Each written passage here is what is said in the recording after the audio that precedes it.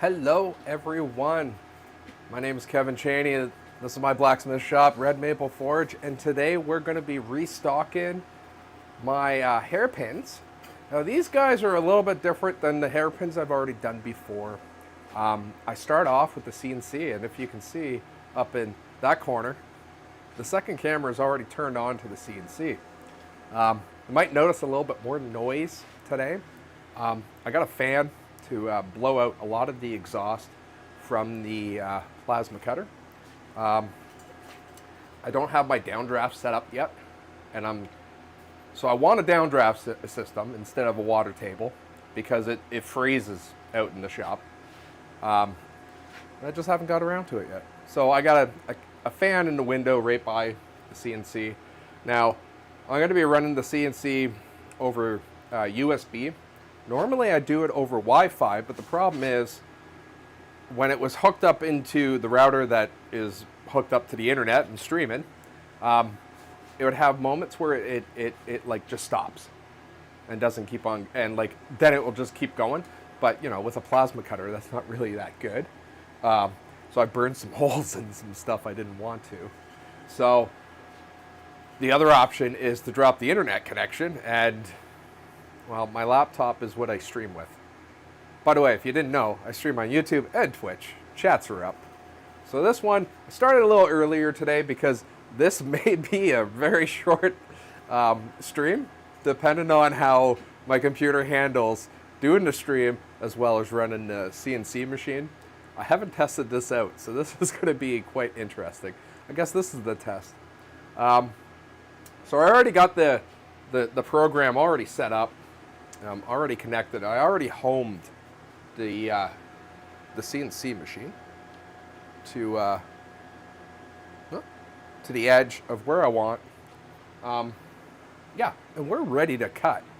So, going to be a couple of cuts.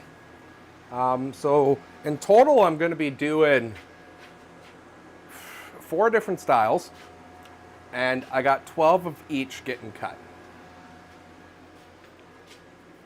And because, I gotta check my upstairs window for a second. I'll be back in a second before we get going, because I would like as much airflow in here as possible. I am also wearing a respirator, just in case you guys are concerned, and I got my safety glasses on. So we will flip you over to the CNC machine, and I'll turn on my air.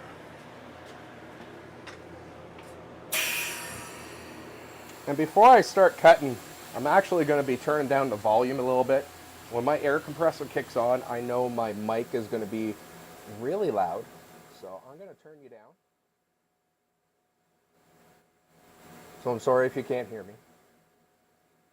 I'm going to pop into the software and get this going.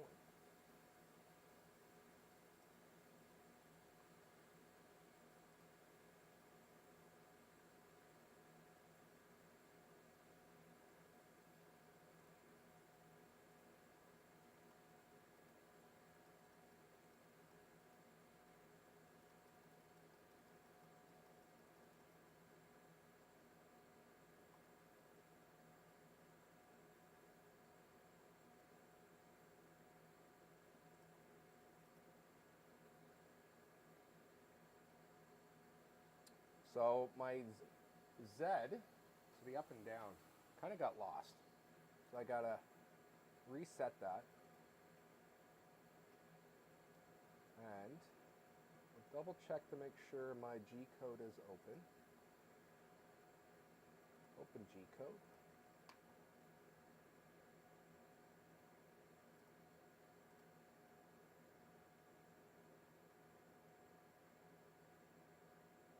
And let's go.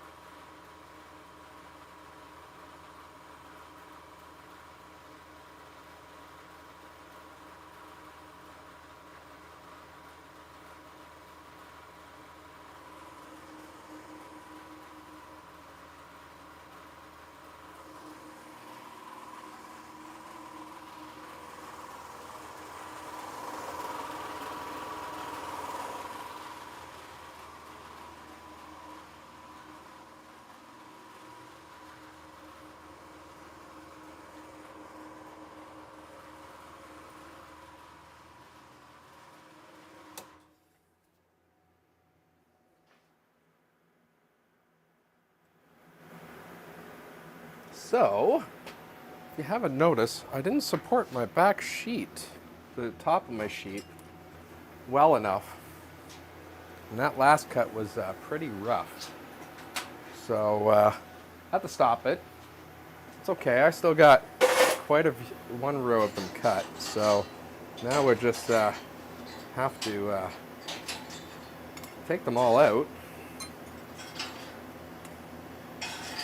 Some are better than others. Some are easier to come out than others. I'm probably going to have to pull the sheet away to get these guys out.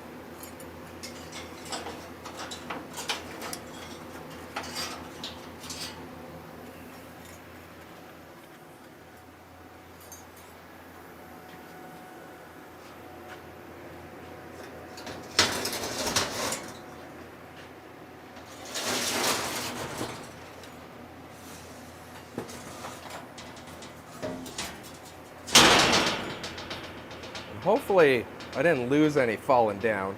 These actually can fall down in my little grate.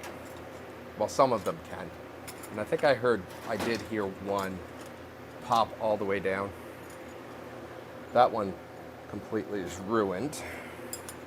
This one here is completely ruined. So that goes in the scrap pile. This one has seen better days. I can salvage that one now. That's a lot of force. I will admit, I am surprised how much force these stepper motors actually have. Yeah, I lost 3 down there. Whoa, that's going to be fun to get. But I think at this point, I'm going to say, I'm going to move on. I will kind of put the sheet back in just because then it's easier to move around. But I will have to open up. I will have to open up to get the rest of them out. This is one of the downsides of my table is 2.5 by 2.5.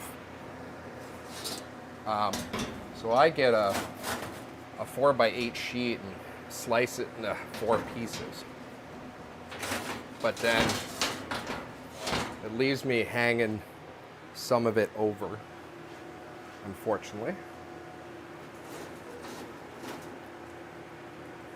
And right now, this, because of how much I cut right at the bottom, it actually has warped it a little bit. And that's why I have 1/4-inch plates that I kind of just put over top to help support it a little better. And that will be ready for cutting the next time. But the next thing I gotta do is I gotta take all these guys and clean the snot off of them and see how they end up. So you don't know what I'm talking about with the snot or dose. It's what comes on the back side of plasma cutting. These guys may have not been as nicely cut as I would prefer. So the next step on these guys is actually wire wheeling all that off. Some of these might not make it to the final finished product, depending on how well they cleaned up. Doing small stuff like this, a water table would actually help a lot. So the styles I've got, I got one that's heart shape. Got a moon. Clover. And then this one, it is, a hexagon, but I laser these afterwards to be a D12. or a 12-sided, D20 I should say, so a 20-sided die.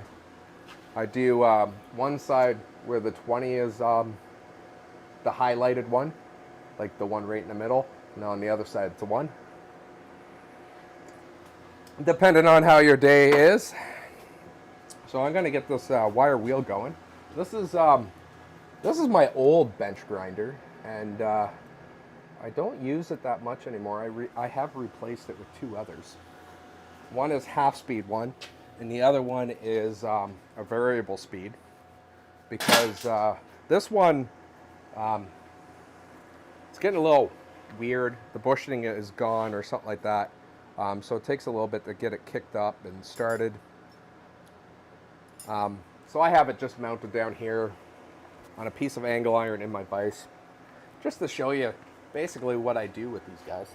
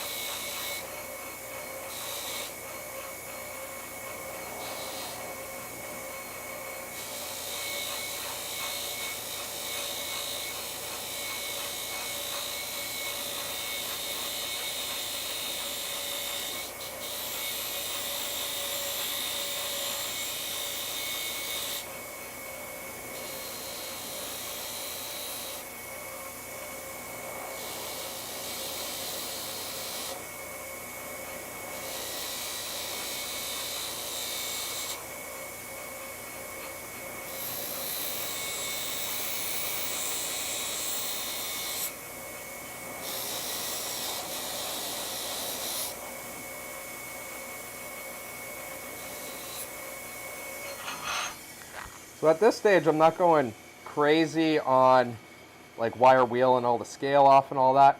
These guys are going to go into the forge to actually do a twist and do a point on the end. So I'm just trying to clean them up as nicely as I can. Now, another way to deal with the dose on this, so that's the little bit of steel that gets stuck underneath your plasma cutting, is using a hammer on a hard surface like this, and just coming in and just giving it a tap, and that will loosen it up, and a lot of it will actually just fall off.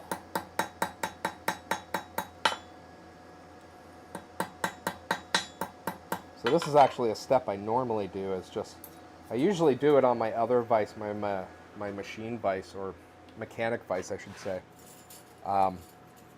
by my bench, but right now I have my laptop by there, so I don't really want to beat it up. The only thing I will say is if you're doing this on your own anvil, and this is why I normally do it on my vise, not the anvil, is that you want to make sure this stuff comes off. So all the little pieces that you're breaking off, you want to make sure that you get those off your anvil. It is actually rather hard steel. It does cause the steel to get hard. So if you leave it on your anvil, you're going to get it stuck in whatever material you're using. Your forging, I should say. But also you can ding up your anvil pretty good as well. I'm not doing that heavy of a tap, so I'm not worried about dinging my anvil right now. I'm also going to take a second and straighten up a little bit. So this is quite a process, so I'm going to put my respirator back on and get through it.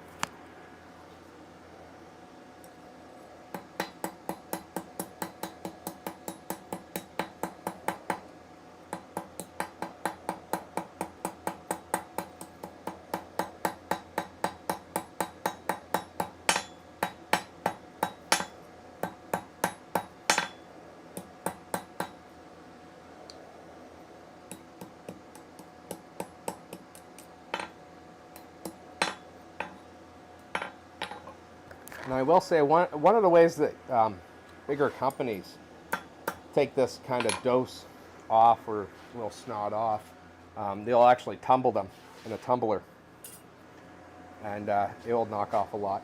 Now, depending on how well you have your plasma cutter set, will actually determine how easy this stuff is to get off. Today was not a nice clean day.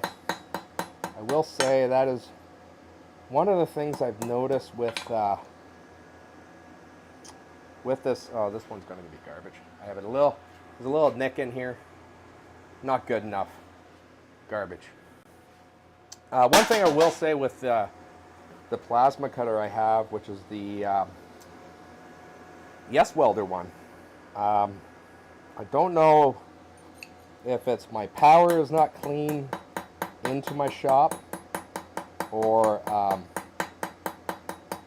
what, or I have issues with my air being a little dirty. But I find plasma cutting day from day, sometimes it works really nice, other times it doesn't. I also don't have a height checker on my plasma cutter.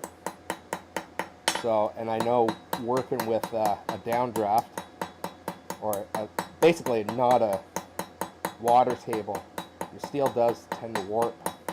And that might be some of my problems too, but I do find it just a little bit inconsistent. And that could be just down to the tips I'm using as well. I've had some stuff, same thickness, the 1/8 inch or 11 gauge, cut beautifully where I barely have to go over it. And then other stuff where I've had to go over a lot. So, with that said, I would love to get a new table. I already know which one I'm getting if I get it. I already know what plasma cutter I'm going for next time too. The brand I'm going to go with is Everlast. I know that for a fact. For the plasma cutter itself. As for the table, there's a company that I just got introduced to, or saw. I think they started up last year. And they're by my hometown in Ontario. And they start making plasma tables. And I wish they started business a year before they actually did, because I probably would have just went with one of them instead of building my own. One of the downsides of being in Canada is we don't have as many businesses making stuff like this compared to like the States. So, like in my case, my plasma cutter was cheaper for me to get the parts from China. And let's face it, all the parts come from China, except for the table part, but like the CNC part itself. And build it myself, because it was, even when you work in my regular shop time, it was cheaper for me to do that than it was to import a professional unit from the States. Now, I'm not saying there weren't Canadian people, but they were looking for they had the more industrial size that I would love. I just can't fit in my shop. I can't fit a 5x10 table in my shop. One day.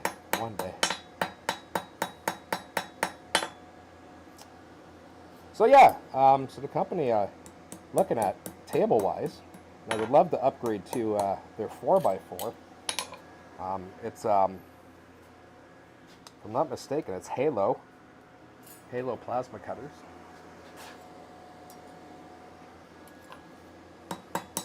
And they're also a reseller of Everlast, so that kind of two birds, one stone kind of thing.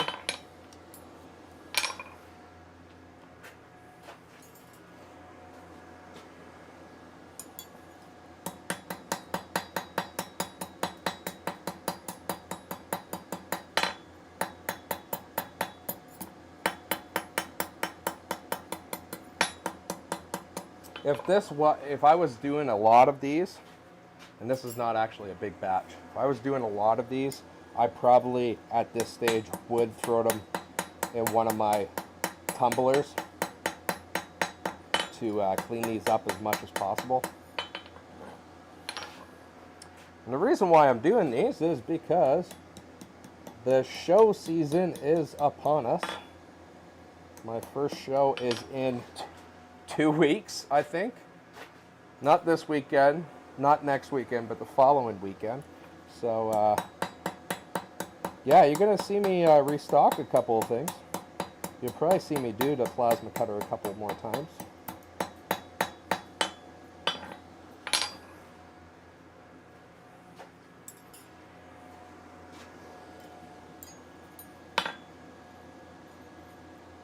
Maybe one day I'll set up a water table.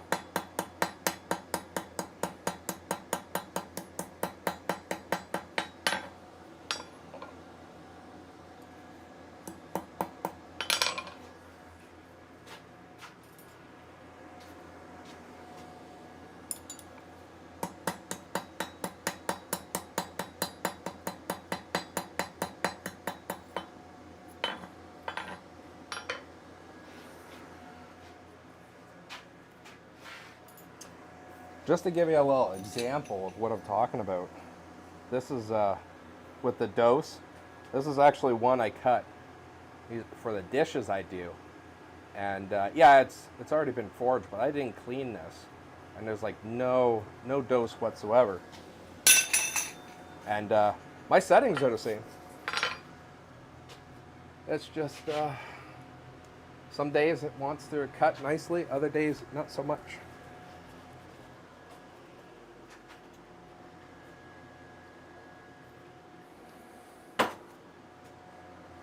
Okay, let's get back to wire wheeling these quickly. And while I do that, I'm also going to get the forge lit, because these guys do get a twist and they need to get tapered at the end.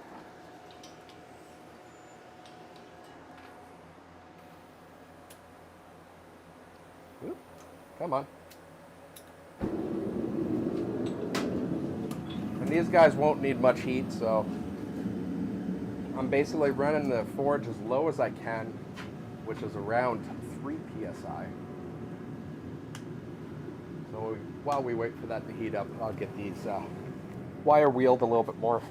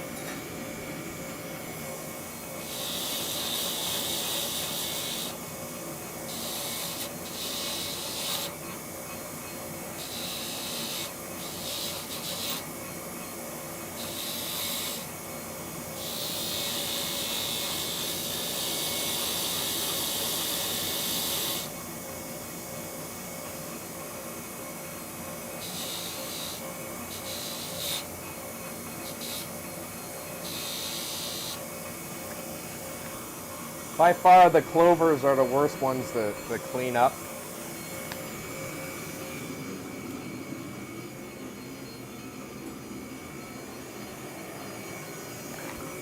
So if I get a piece that's really sticky, I'll come in with a pair of pliers and try and pry it off as best as I can.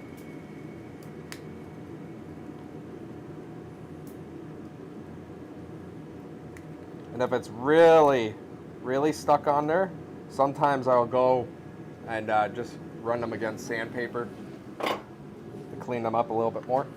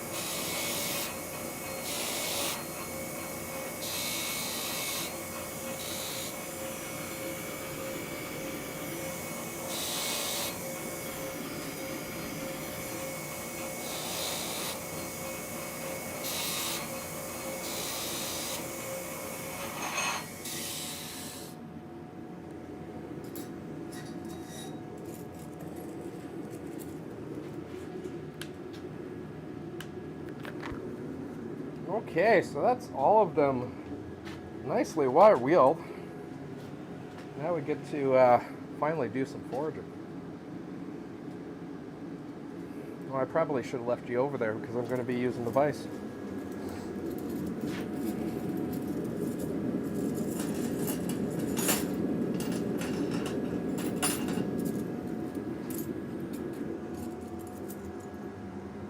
So I'm going to be loading these guys up top first.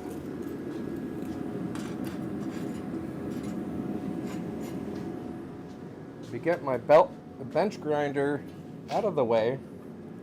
Now this is not the bench grinder I normally use. Like I say, I have them up in my grinding room. This is my old one. But I figured maybe you guys want to see me wire wheel, seeing I talk about it so much.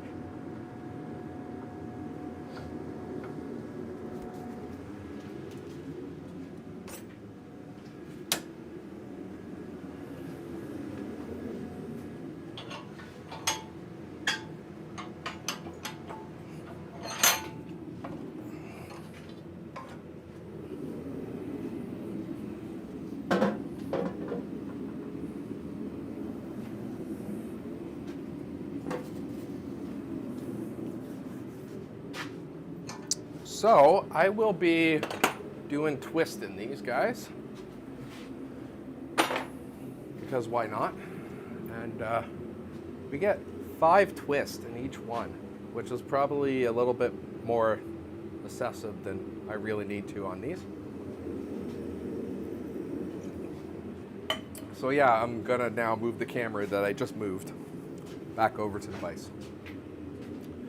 And I'll see, because I am right-handed, I will put you on the left side and make sure you can actually see it. Whoop. There you go. This is nothing really spectacular. We're just going to be doing 5 waterfall twists. I'm going to take a second and make sure my software for the plasma cutter has disconnected. It has not, so we're going to disconnect. So software I use, it's a mix of a bunch of stuff. So for my designs, I use a free software called Inkscape. Yeah, it does vectors. From there, I use a program that I actually have to buy called SheetCut, and that takes the vector file or the SVG and sets it up so it pumps out the G code, which is the basic coordinates basically for your CNC to run, and then I use the Open Builds controller to actually control my CNC machine.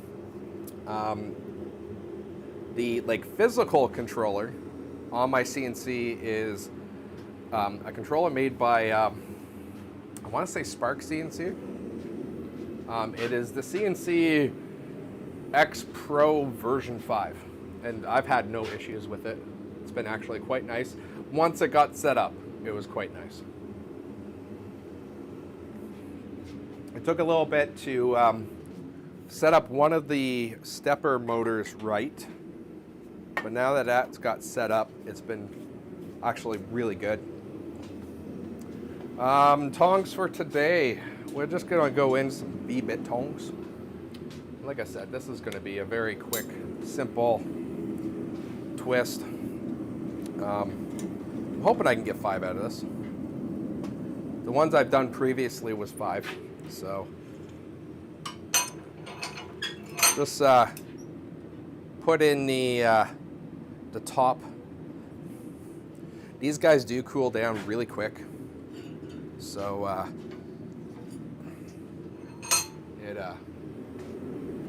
it's very helpful just to go. And This is one of these things where if I had a induction forge, I'd be a lot happier person.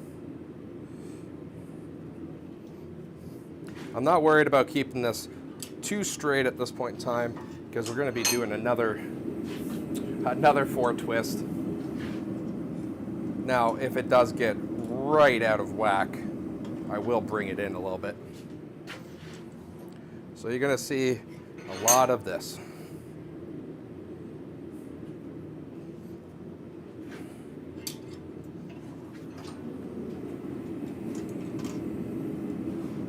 And yes, I do use my my tongs as my turning whatever, especially for small stuff like this. I probably have too many of these in the forge right now. Especially for small stuff like this, it does more than enough job, and then I don't have to actually switch tools. I just change my grip and go for it. The hardest thing is going to be with these guys is remembering which way I turned the last time and what place I have to turn this time.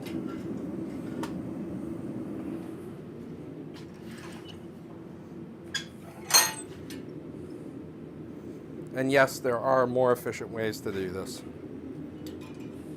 A torch would make this go easier too. Like I said, induction forge, where I can really isolate my heat, would be really helpful as well.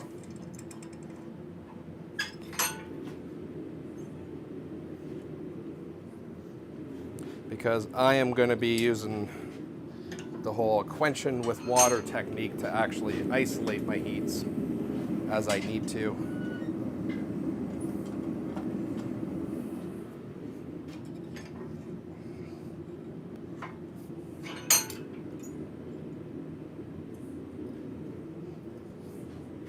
If this was a product I knew was a really high seller, I would invest in doing this better.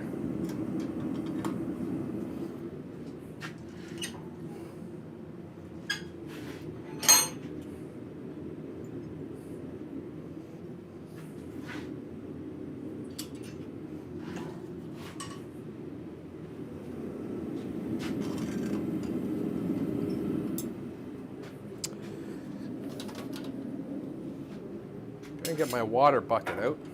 I'm hoping I have enough water in there to keep going.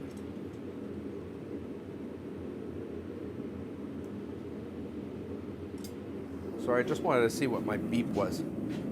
Might have been something important. It was not. It was Facebook telling me I have a memory.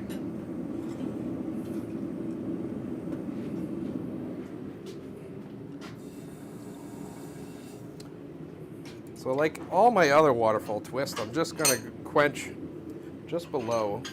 Oh, you're going to make it difficult for me. Just below where the last twist stops, and then start my twist from there. And that leaves a little bit of kind of like a ripple going in between the two twists. Yeah, I have way too many of these in the forge right now.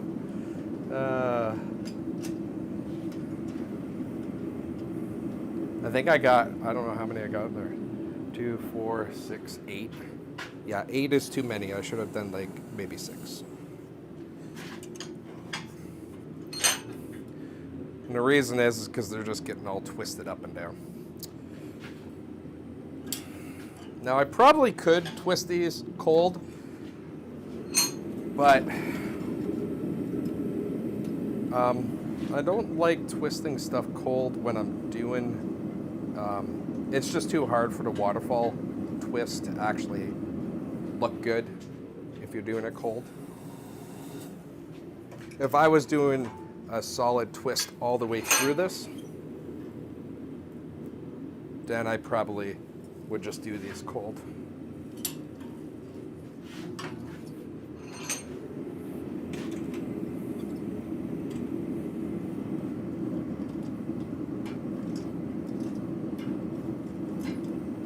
So Sorry, for some reason my headphones just turned off.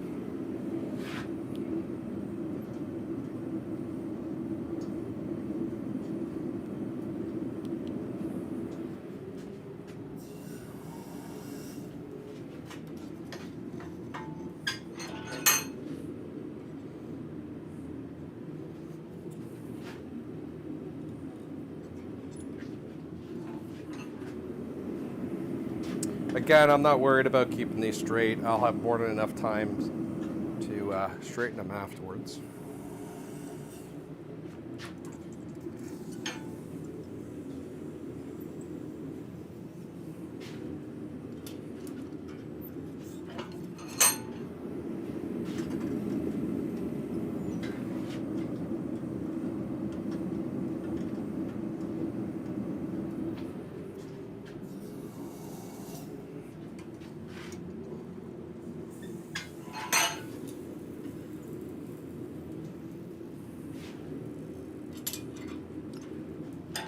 Now these guys I actually do sell online as well, on my Etsy shop. So with something like this, because I'm going to be selling it online possibly, I'm trying to make them as consistent as possible to what I've done originally, hence why the 5 twist. The original ones and the ones that are on the photos have 5 twists, so it probably would be easier if I just did 2, but maybe one day I'll change up. So now that's all one way. So that's the second twist done on all 8. Now we'll go in and do the 3rd twist. And between twists, I am alternating the way I turn it. If you haven't caught that on to that yet. So I'll do clockwise, counterclockwise, clockwise, counterclockwise. And I'm using, I'm eyeballing how far my twists are set, but it's roughly about 1 inch. Somewhere in there.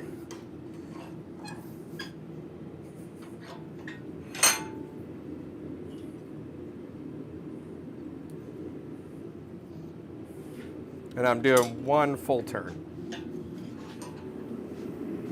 This stock is thin enough that 1 turn actually looks pretty decent. So no point in doing more than that.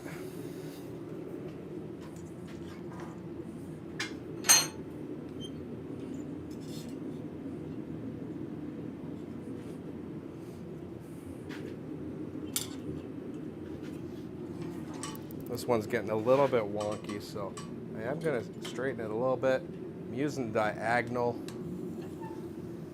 as best as possible. We'll flip over.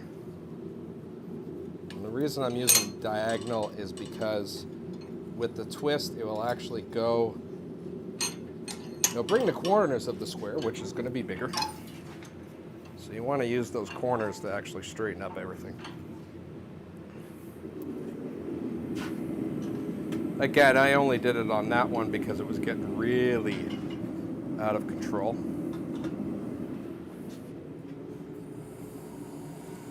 But for the most point, I am not gonna straighten them at this point.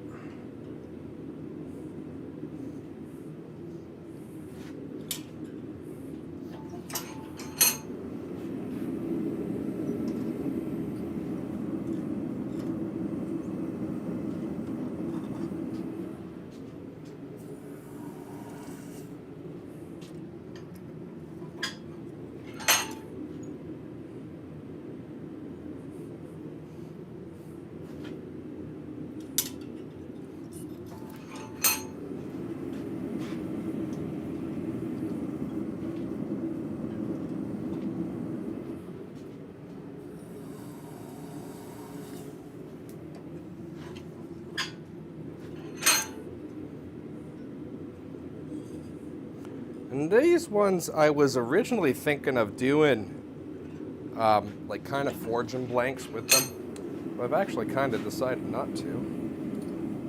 Because I want to own them. I want to own them. No, my forging blanks never really caught on. So I kind of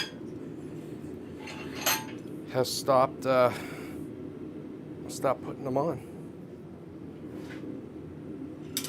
Actually, I think on my own website I've taken them down. And then with Etsy, it's just whatever's kind of left over once the listing expires. They will no longer be renewed. So my forging blanks are done. It was fun. I just no one was interested in them. Much like how 13 people are not interested in watching this video. But I do have one guy that's actually sticking around. That's pretty good. Thank you, whoever that is. Chat's quiet. I do know that the time I'm doing these videos is really weird for North America. So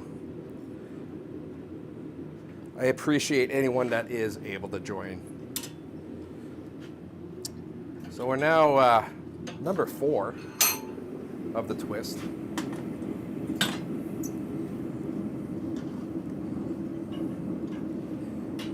Yeah, I should really think of doing a little bit less in the twisting part here. I think maybe I'll start changing them up to maybe a 2-twister. Longer twist, but 2 twists throughout it instead of the 5. Because I tell you,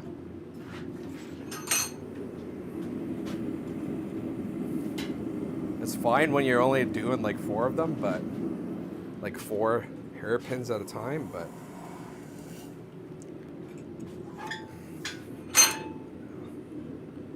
it's already starting to get to me. I don't know about you guys. Whoop.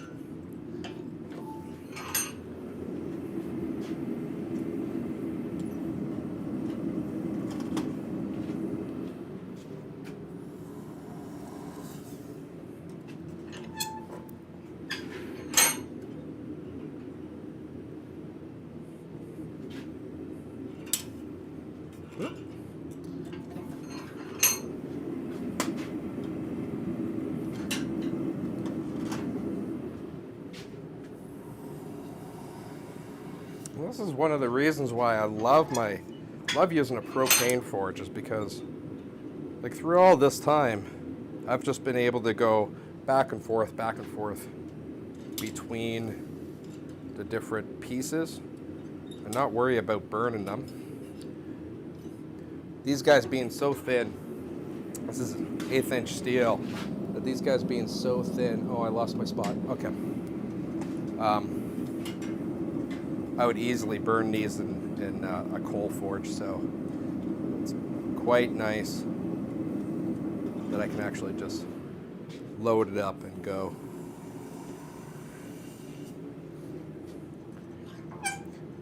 I used the coal forge for 7 years, and other than the odd project, I probably wouldn't go back at all. And even that odd project, I probably would just get a torch instead of setting up a coal forge. An oxyacetylene torch, that is.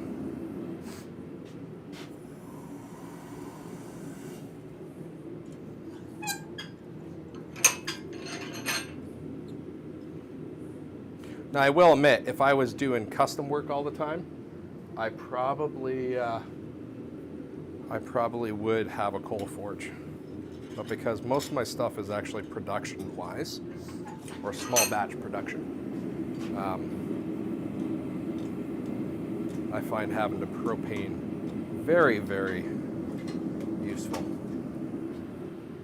Oh, you Twitch guys spamming my stream.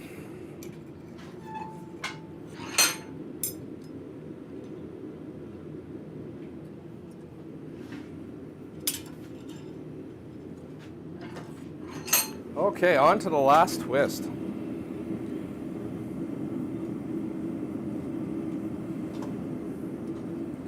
Oh, so normally on this last twist, I actually would flip these over, but I forgot.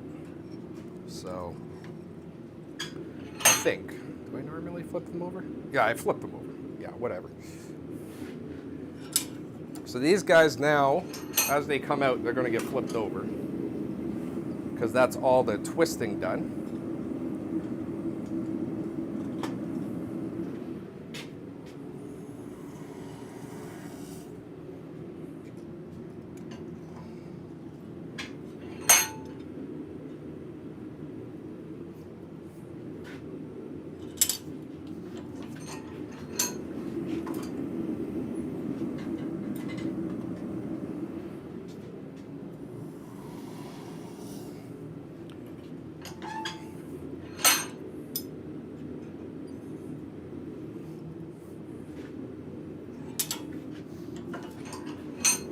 And yeah, you're gonna see some of them really out of shape and will need straightening. I will do that when I do the taper.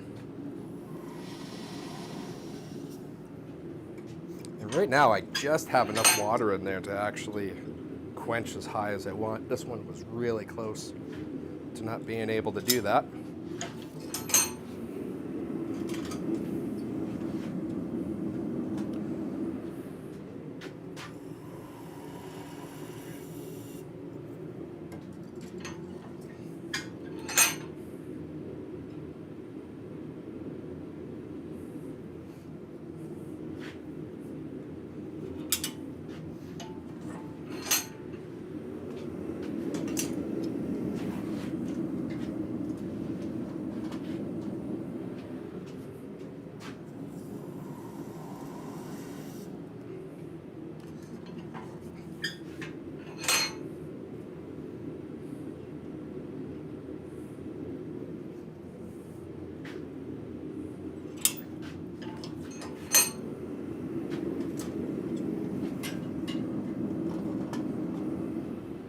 Yeah, I think on the next ones, I'll drop it down to probably 2 twists. Do one way halfway through it, and then turn the other way on the other half, because doing 5 twists, I don't know about you, but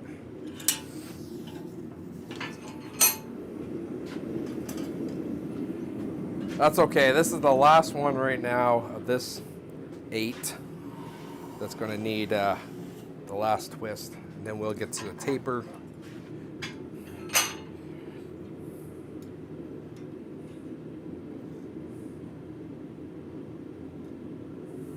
Just had a moment of which way am I supposed to twist it. So I get those back into the forge.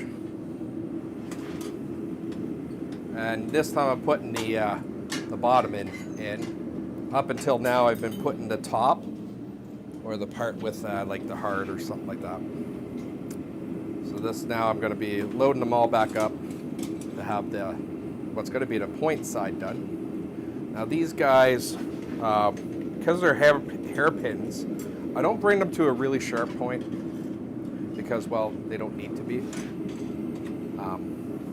If I did these in stainless, it would make really cool cocktail stir stick kind of things. Kevin, look at it bringing in some 11 gauge stainless steel for me, okay? Thanks.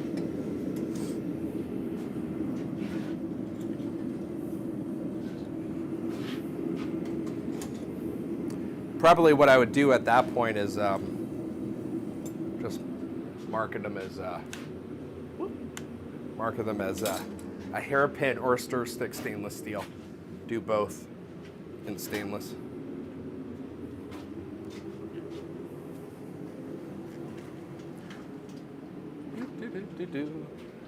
Gotta clean up my chats.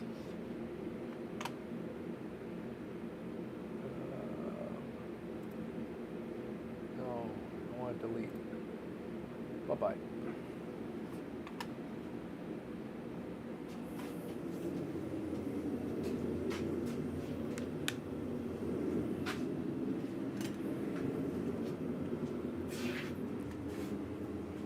How are we doing on time? Ooh.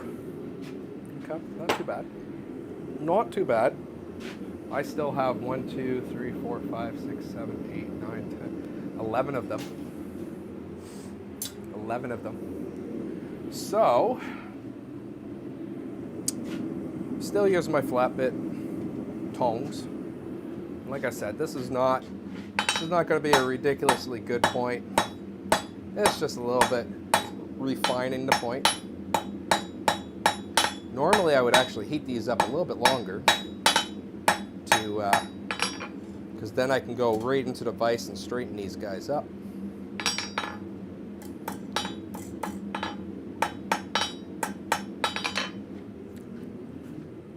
I forgot I do that. But these being so thin, I might be able to straighten them out with the vise. Again, I'm going on the angle.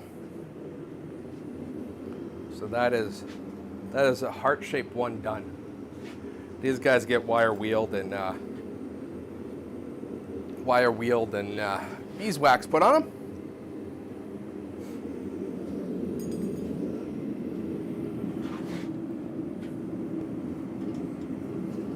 And with these being so thin, I actually can adjust a little bit of like straightness and stuff like that when they're cold. And it won't be that hard.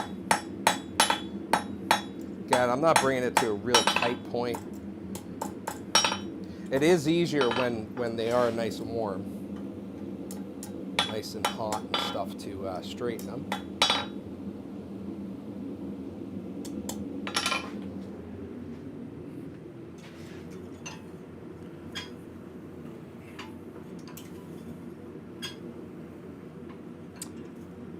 The reason why I'm not heating them up fully while I'm doing the point is because I know while I forge that point, I'm going to bend that. If I had heat all the way through it, I'll just bend it even more out of shape. So.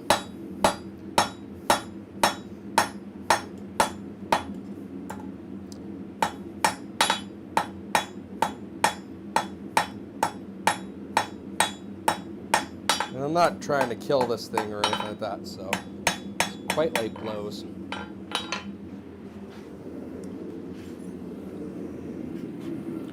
I'm going to actually try my newer V-bit tongs that I made actually for stuff like this. Because if you notice, I was losing a little bit of my grip on the last one. And that's because my normal or old school, oh man, my old flat bit tongs are actually touching each other when they close. As in the nibs touch each other when they close. These guys don't. These guys were actually made to hold this stuff.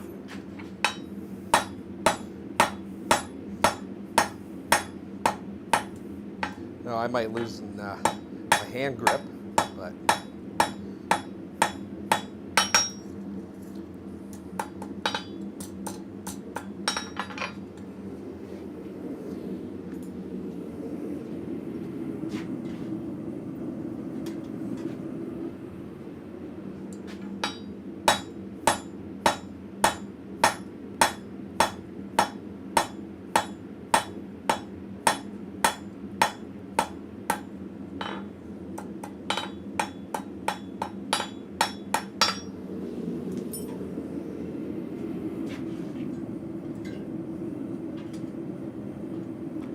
and yes, this is adding to the pile of stuff I need to wire wheel on the ground.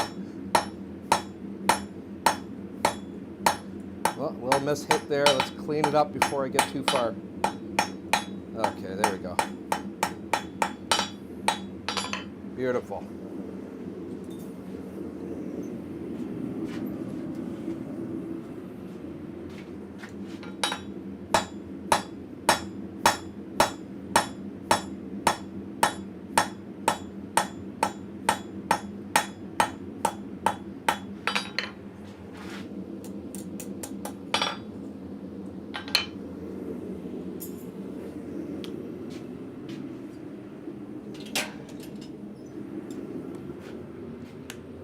So that's the first 8 of them done.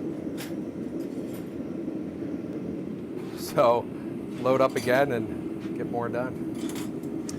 If you notice, I'm not actually cutting on my plasma cutter when I'm forging.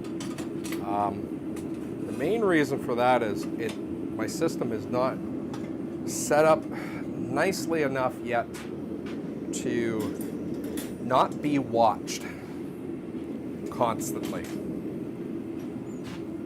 If you caught the beginning of the stream, you would have seen that I had to babysit it a little bit more than I would ultimately like.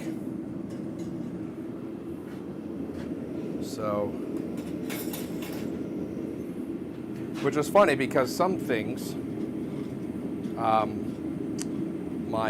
the bowl blanks or my dish blanks, these guys here, I have done so many of these and have set up the machine so nicely to do those guys that I can actually let that go and not really too concern myself. Other stuff, not so much.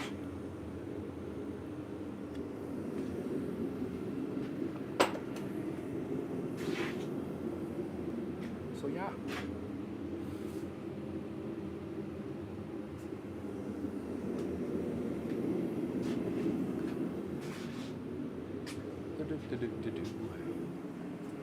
So we're going back to twisting.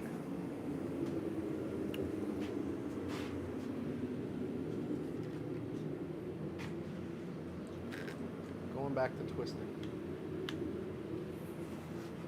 I don't know if my cameras have switched positions, as in what's the main one and what's the back one, or if I'm just losing my mind a little bit when I set my buttons. Whoop.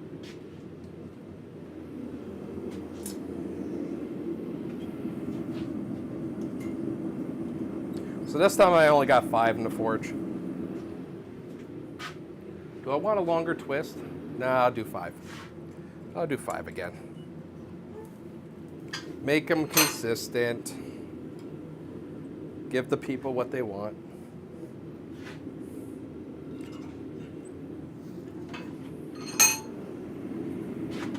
Actually, I don't even know if people really want the 5 or if they care.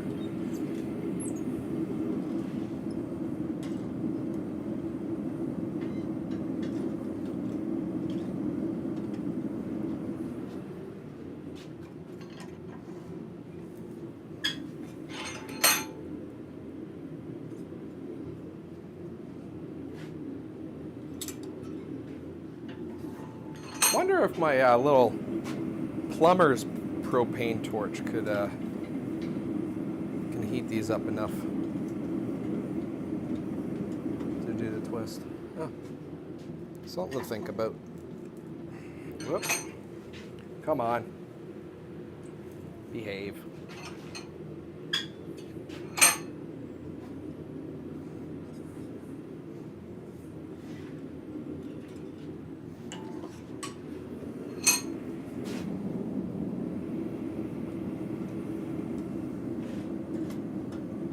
Yeah, only having 5 in the forge is a little bit nicer.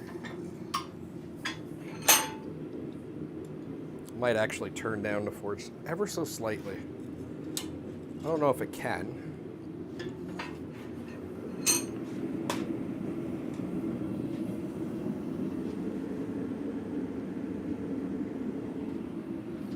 You kind of get to a point where you're not pumping enough fuel to keep the burners going.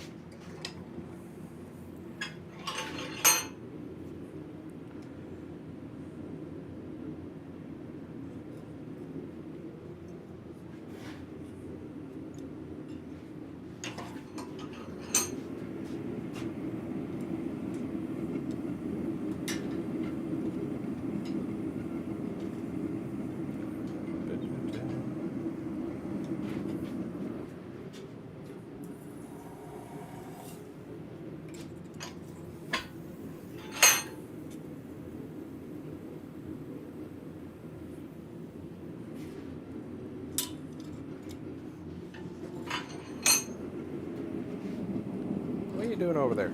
Come on. I'm trying to keep my forge organized with the pieces so I know which one I twisted already.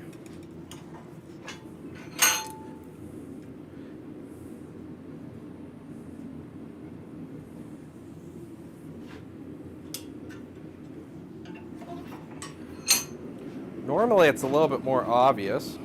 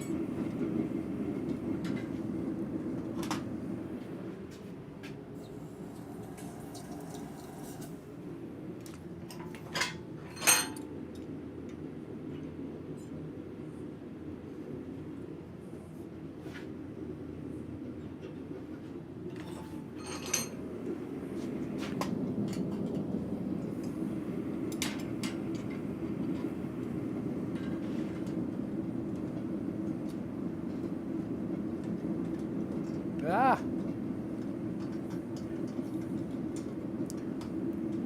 Unfortunately, they tend to get a little tangled up in the forge, even with only 5 in there. So if you hear me over at the forge going, it's because they got tangled up.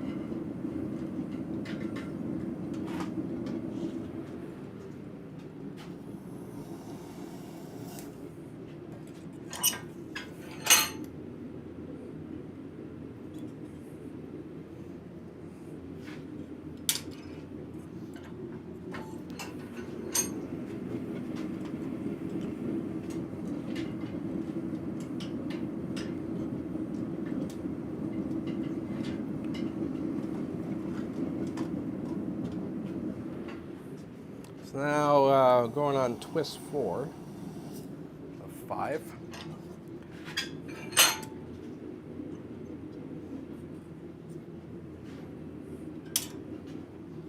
Nope.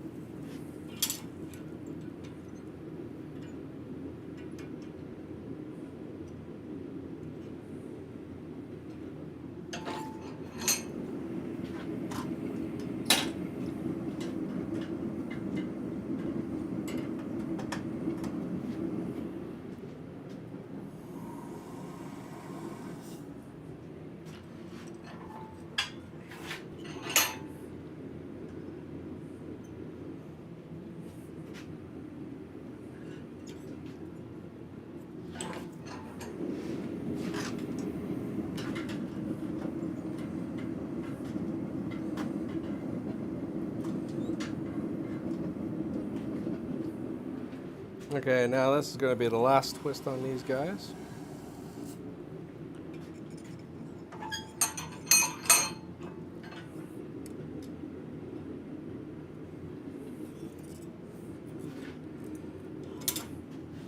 We'll get them flipped around.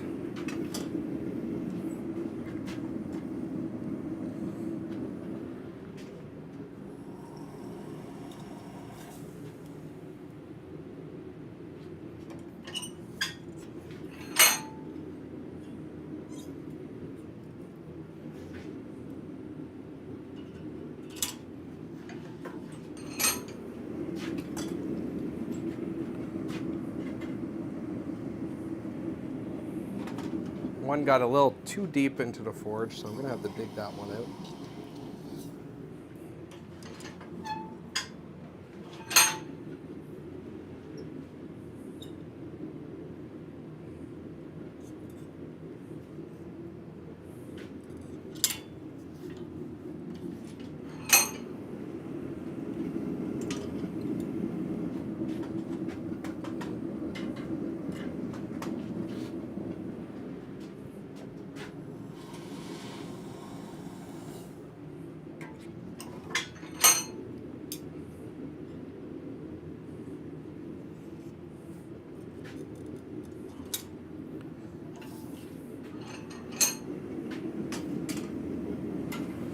Last twist. Well, at least for these guys.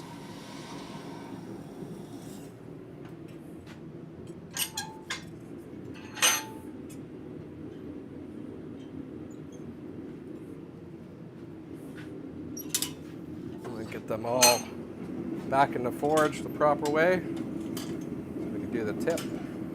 Come on.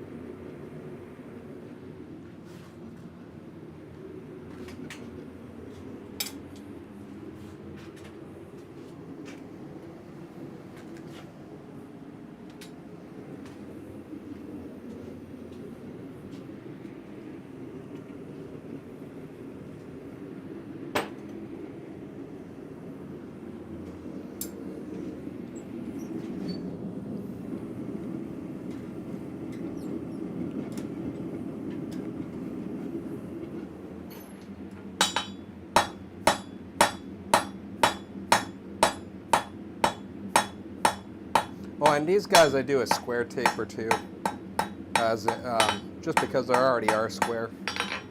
Well, rectangle-ish. So I just keep that going.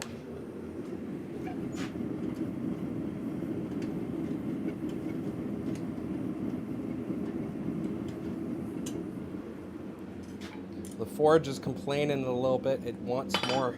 It wants more fuel. No, can't have it. Actually, some of that is due to my refactory being quite worn down.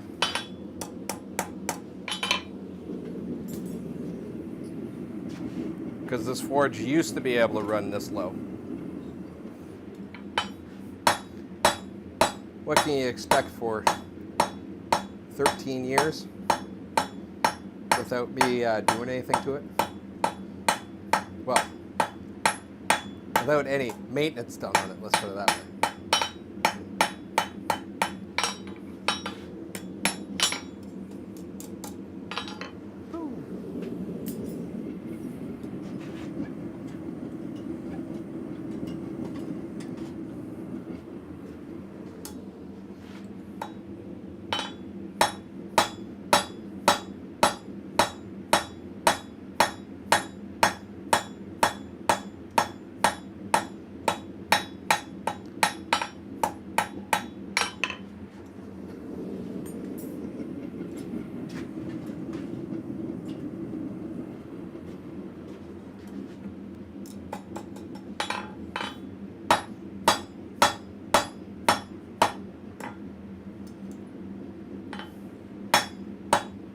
No, I didn't change my tongs. I want the struggle, apparently.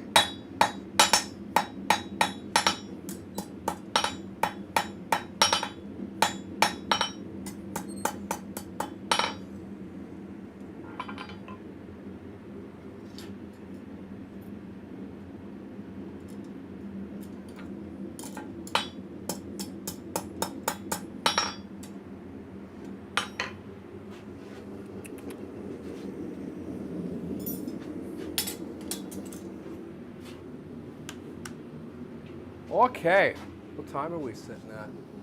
I think I'm gonna call it a day at that. So that's 13 of them forged up. So yeah, those are my CNC cut hairpins. Yeah. So thank you guys for watching. Maybe I'll continue this tomorrow. Maybe. No, I don't think so. Yeah, tomorrow's Thursday, right? Yeah, Thursday. So we'll see what tomorrow brings. I can't promise anything. So if you stayed on the whole time, thank you so much. If you're new, make sure that you subscribe or follow, depending on if you're on YouTube and Twitch. You know, if you're watching this afterwards, you probably didn't even make it this far. So anyways, that is my show today. I'll see you guys.